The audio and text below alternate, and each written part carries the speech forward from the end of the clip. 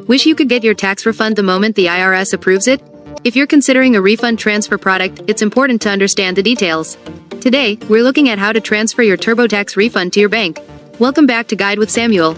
Let's break it down. TurboTax often offers a refund transfer service. This is not the same as direct deposit. It's a service where a third-party bank receives your refund from the IRS and then forwards it to you, often for a fee. The offer, during the filing process.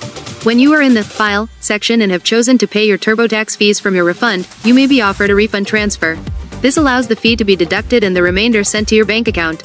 The reality: read the fine print.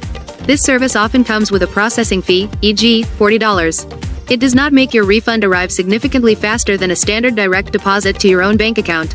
The speed is still dependent on the IRS processing time.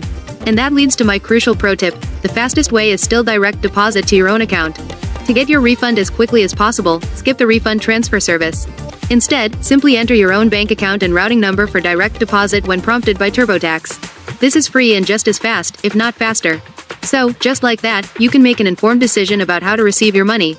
Understanding your options goes a long way in avoiding unnecessary fees. Now I'm curious, have you ever used a refund transfer service? Was it worth it in your experience? Let me know your thoughts down in the comments, and subscribe for more clear-cut guides like this one.